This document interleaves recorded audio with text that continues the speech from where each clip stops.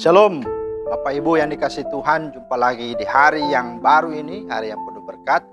Kita bersyukur, mari kita berdoa sebelum kita renungkan firman Tuhan. Bapa di sorga, terima kasih buat hari yang baru, hari yang penuh berkat lagi yang Kau anugerahkan. Sebelum kami melanjutkan menjalaninya, kami hendak melandasi dengan firman-Mu ya Tuhan.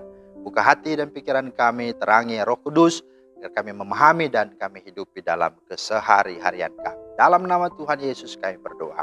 Amin. Bapak Ibu, firman Tuhan kita ada dua. Yang pertama dalam Kejadian 2 ayatnya yang ke-17. Bagian B. Janganlah kau makan buahnya, sebab pada hari engkau memakannya pastilah engkau mati. Kemudian dalam Roma 6 ayat 23 berkata, sebab upah dosa adalah maut, tetapi karunia Allah ialah hidup yang kekal di dalam Kristus Yesus Tuhan kita. Itulah dua bagian firman Tuhan yang menjadi dasar renungan kita hari ini. Nah, tema kita Bapak Ibu adalah dosa adalah maut atau kebinasaan. Dosa adalah maut atau kebinasaan. Kita bersyukur sudah beberapa hari minggu ini kita belajar bahwa yang pertama dosa itu status kita dan sudah mendarah daging dalam hidup kita. Yang kedua dosa itu adalah kehilangan kemuliaan Allah. Ya, kita terhilang dari hadirat-Nya. Yang ketiga dosa adalah kerusakan total, depravity total. Yang keempat dosa adalah kejijikan dan kenajisan. Ya, dia sudah tidak layak di hadapan Tuhan. Dan yang kelima dosa itu adalah perbudakan dan kekalahan. Jadi tidak akan pernah kita menang, tidak akan pernah kita berhasil dalam hidup ini. Itulah yang terjadi. Malah kita menjadi hamba dosa.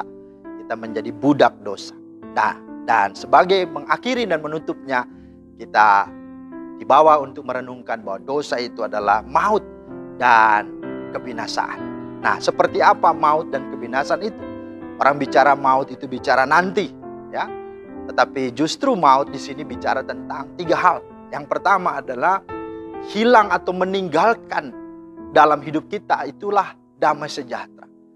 Damai sejahtera itu hilang dan meninggalkan kita. Itu yang harus disadari. Jadi bicara dalam hal ini, kalau kita baca di dalam ayat yang ke-2 pasal 2 tadi ayat 17, bahwa kalau engkau makan buah pengetahuan ini, pastilah engkau mati, pasti mati. Dan mati di sini jangan bicara tentang bahwa itu upah daripada dosa, bukan. Ya. Justru bicara mati tentu bicara hal yang berkaitan dengan kemaut atau kebinasaan atau hilangnya tadi damai sejahtera atau hal-hal rohani dalam hidup manusia. Karena pada waktu dia makan dia tidak mati kan secara badannya kan. Maka mati secara badannya bukan upah dosa. Mati badannya itu hal yang sesungguhnya ya natural dan alamiah. Sebagaimana orang lahir, ya orang mati itu satu paket. Tidak bisa. Ya. Maka justru upah daripada dosa itu bukan masalah mati badannya, tapi apa? Damai sejahtera, ketenangan, dan kesiapan untuk mati itulah yang hilang. Makanya orang takut mati. Matinya nggak salah, tapi orang takut mati itulah upah dosa. Itulah yang terjadi. Sama dengan orang bilang, bekerja itu adalah akibat dosa. Oh tidak, karena sebelum dosa dinyatakan dan dosa itu ada dalam manusia, kan Tuhan sudah kasih tahu. Berkuasalah, usahakanlah bumi, berarti kan sudah bekerja. Tapi dia menjadi upah dosa karena apa? Hilangnya kesukaan akan bekerja. Akhirnya bekerja menjadi apa? Beban. Bekerja menjadi apa? Sungut-sungut. Bekerja menjadi sebuah apa? Sesuatu hal yang memberatkan.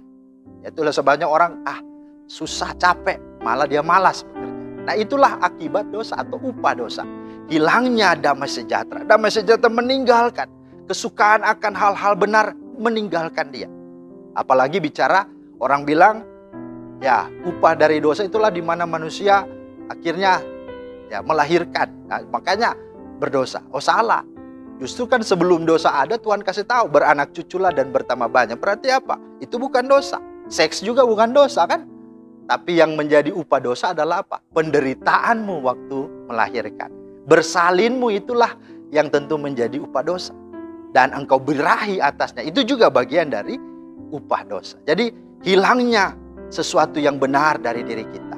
Sehingga kita akhirnya memahami bahwa Ya, mati badannya itu bagian dosa. Oh salah.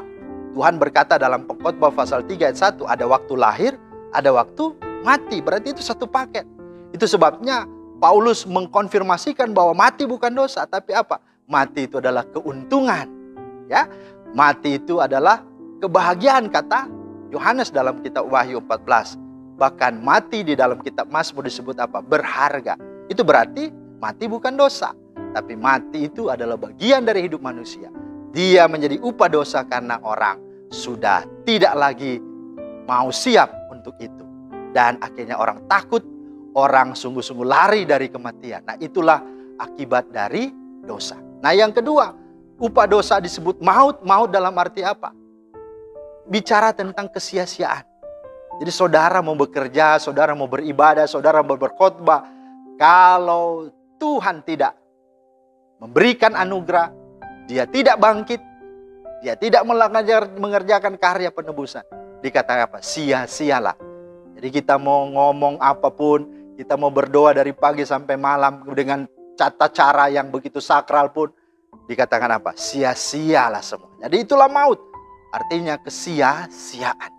Jadi apapun yang engkau lakukan, hidup benar, hidup baik, memberi kepada orang lain pun baik, kalau itu bukan datangnya dari Tuhan, anugerah Tuhan, maka itu pun sia-sia. Dan yang ketiga, bicara maut ini bicara tentang kematian kekal. Kematian kekal itu namanya apa? Kita binasa. Kita binasa. Artinya begini Bapak Ibu. Dikatakan dalam Matius pasal 11 atau kalau tidak salah berkaitan dengan hal di mana Tuhan memberitahukan kepada kita. Apalah arti engkau punya segalanya, tapi engkau kehilangan nyawa. Engkau kaya, engkau punya keluarga, engkau punya segala sesuatu, engkau punya harta dan semuanya. Tapi itu binasa. Engkau tidak bawa pulang, engkau tidak punya upah di sana. Buat apa? Nah, itulah sebabnya tiga hal itu membuat kita memiliki sebuah konsep dan membuat konklusi dari semua materi dosa dari hari Senin sampai hari Sabtu ini. Kita sadari bahwa dosa itu sesungguhnya tidak akan pernah membuat kita layak di hadapan Tuhan. Dan Tuhan pasti tidak akan pernah mau dalam hal ini untuk membuat kita bisa diterima. Kalau dia tidak membukakan hatinya, dia tidak merelakan dan menyerahkan hidupnya, maka tidak akan pernah ada pendamaian, tidak akan pernah ada pemulihan, tidak akan pernah ada keselamatan dan hidup yang kekal. Maka firman Tuhan berkata, barang siapa percaya kepadanya, dia beroleh hidup kekal.